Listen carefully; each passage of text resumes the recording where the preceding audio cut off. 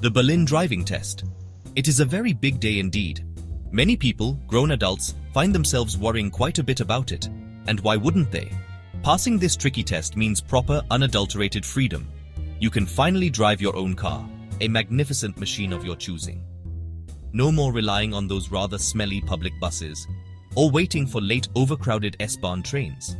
This test, you see, is serious business, not a Sunday jaunt. You absolutely must get it right or face the consequences. The examiners, stern-faced individuals, are not your mates from down the pub.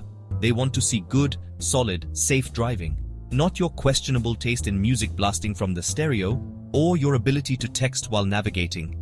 This guide, if you bother to read it carefully, will help you.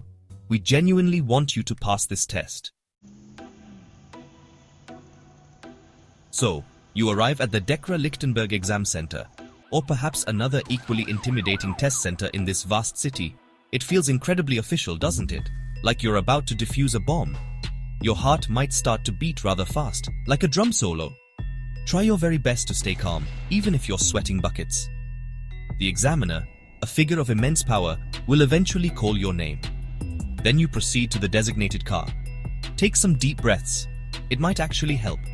Before you even think about starting the engine, listen carefully. First, adjust your seat properly.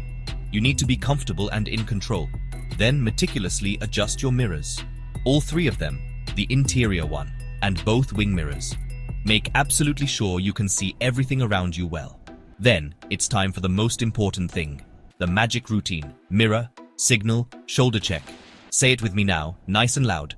Mirror, signal, shoulder check. Berlin, as you may know, has many quiet, leafy streets.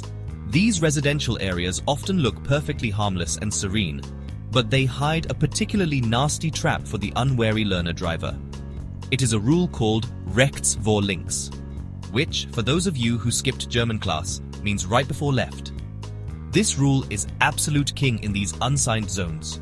So many learners, even good ones, completely forget this, and it costs them dearly. If there are no signs at a junction, no traffic lights blinking at you, no stop signs or give way signs demanding your attention, then any traffic approaching from your right-hand side has priority. You absolutely must give way to them. Now, let's talk about cyclists in Berlin. They are quite literally everywhere. Particularly when you are attempting to make a right turn, cyclists can be lurking in your blind spot. Section 4. Going in circles and squeezing in, roundabouts and parking palavers. Roundabouts. Some of them are quite small and simple. Others are terrifyingly big and complicated. Some even have 2 or horror 3 lanes. These multi-lane monsters can be particularly confusing for the novice. The main rule, however, is wonderfully simple.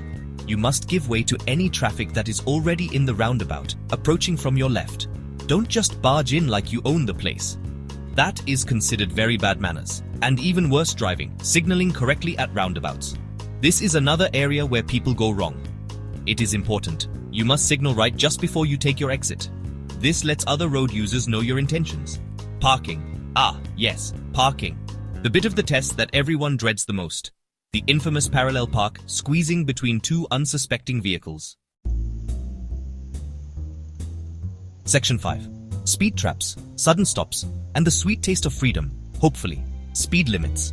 Berlin is absolutely littered with them, and they change frequently. You must pay very close attention to all the road signs, especially near schools, where the limit is often a very sensible 30 kilometers per hour. Or even less in a Spielstraße, a play street where pedestrians rule. These numbers on the signs are not mere suggestions. They are strict, legally binding limits. You must obey them, always, without fail. No excuses.